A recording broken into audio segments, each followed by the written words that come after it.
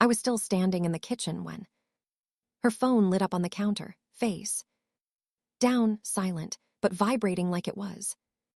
Nervous, she glanced at it once, just once, then at me, a look I'd seen before, quick, sharp, dismissive, relax. She said, pouring coffee she didn't drink. It's nothing, I didn't say anything. I didn't need to because something had already shifted in the room, not loudly, not dramatically. It was the kind of shift you feel in your chest before your mind catches up. Message buzzed again. She exhaled. Irritated now. Why are you staring like that? I finally met her eyes. I'm not, I said, a lie but a controlled one. She laughed, a short, cruel sound.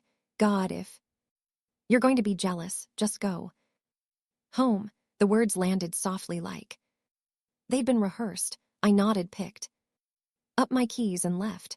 I drove without direction at first, street lights sliding over the windshield like interrogation lamps, each one illuminating a memory I didn't ask for. Her sudden distance, her new perfume, worn only when she ran errands, the way she angled her phone away from me like it was a loaded weapon. I told myself I was overreacting. That's the lie. Betrayal feeds on. At a red light, my phone buzzed. Nothing from her. That silence told me more than any confession could have. I went home to the house we shared, to the space that still smelled like her lies, and I waited, not for her, for myself to stop hopping.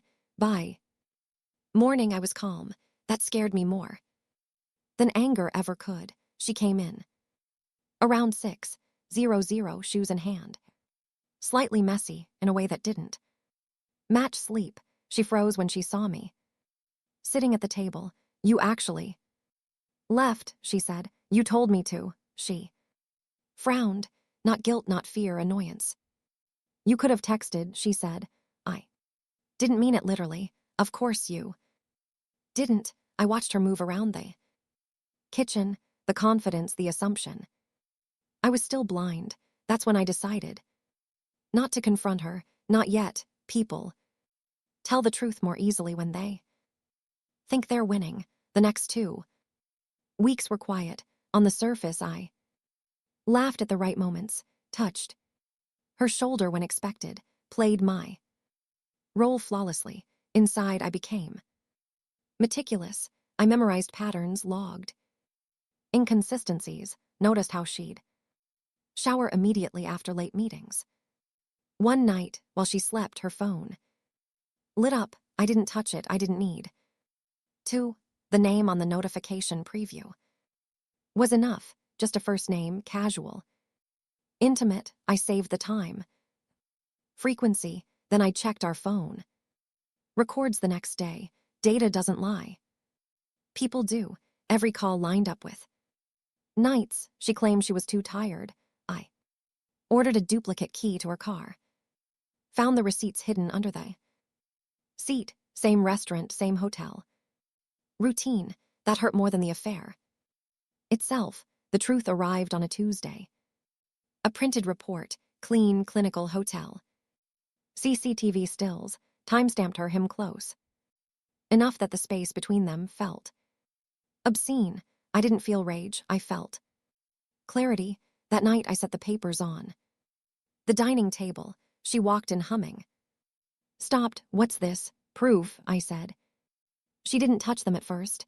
Her breath hitched, eyes scanning like she could escape by not reading. Finally, she did. Her face collapsed.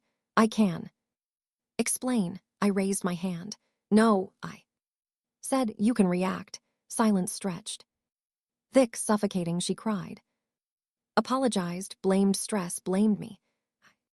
Watched it all like a documentary I'd already seen. The next morning, she tried softness, coffee, that same voice she used when she wanted forgiveness. Without consequences. I made a mistake, she whispered. I stood, picked up my bag. You didn't make a mistake, I said. You made a choice repeatedly. Her eyes Widened. Where are you going? I paused. At the door. Home, I said. She shook her head. No, please, we can fix this. I turned, looked at her fully for the first time in months. You told me to go home if I was jealous, I said calmly. So I did. She broke then because she finally understood.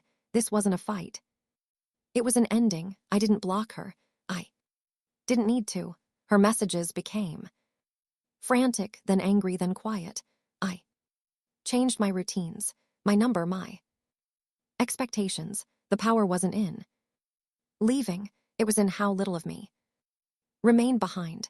Some nights I replay that moment in the kitchen, her confidence, her certainty. She thought jealousy was weakness. She was wrong. It was awareness. And when I walked away, I didn't lose her. I escaped her. That's the difference. She'll spend the rest of her life trying to understand.